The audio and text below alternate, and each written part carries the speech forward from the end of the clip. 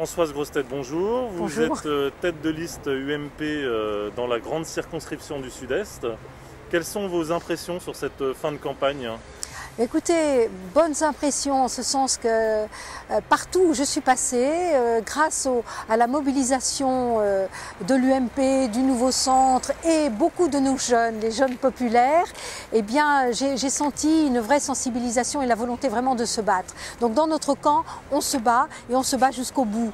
Donc c'est plutôt très encourageant et quand on est candidat, se savoir très entouré, c'est important. Alors depuis quelques semaines, d'après les sondages, vous faites la course en tête dans la circonscription. Est-ce que c'est plus facile, moins facile et est-ce qu'il y a une stratégie particulière dans ce cas-là ? Vous savez, des sondages qui sont assez satisfaisants, c'est encourageant.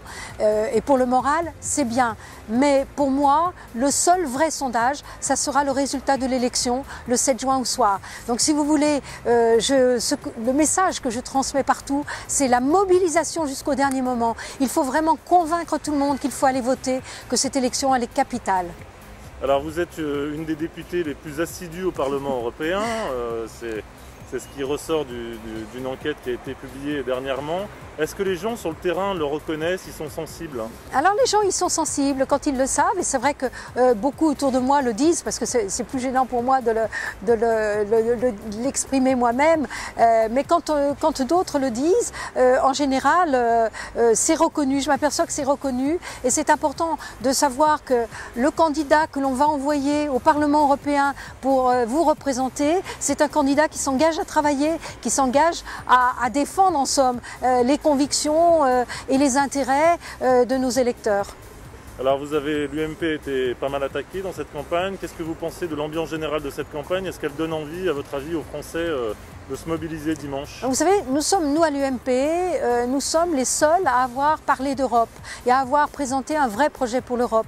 Et c'était d'autant plus facile que le président de la République a réussi véritablement cette présidence française de l'Union européenne. Et c'est sur cet exemple-là qu'il a pu démontrer que l'Europe, elle pouvait fonctionner autrement, elle pouvait être autre, elle pouvait être beaucoup plus politique, une Europe beaucoup plus proche de nos concitoyens et qui défend vraiment leurs intérêts. Alors, nous avons été les seuls, nous sommes les seuls à parler d'Europe. Les autres listes ont systématiquement, les autres candidats ont systématiquement attaqué le président de la République, attaqué le gouvernement. Je crois que ce n'est pas comme cela que l'on peut convaincre nos concitoyens que cette élection européenne, elle est très importante pour eux. Et pourtant, l'Europe, elle est partout dans notre vie quotidienne. Elle est ici, là, parce que par ses financements, elle a contribué à des aménagements importants dans nos communes. Donc, il faut savoir reconnaître ce que fait l'Europe. Un dernier mot avant dimanche pour mobiliser les électeurs qui hésitent encore. Vous savez, l'élection du député européen, c'est tout aussi important que l'élection d'un député à l'Assemblée nationale.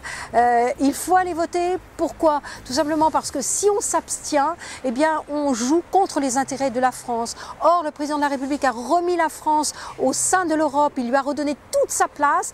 Aujourd'hui, le couple franco-allemand, c'est un couple qui permet d'entraîner l'Europe. Et donc, eh bien, c'est important de ne pas s'abstenir parce qu'il faut absolument défendre les intérêts de la France dans l'Europe, défendre l'Europe dans le monde, mais aussi quand je parle des intérêts de la France dans l'Europe, ce sont les intérêts de la région Rhône-Alpes dans l'Europe et les intérêts du département du Rhône et de Neuville-sur-Saône dans l'Europe. Merci Françoise Grossetête. Merci.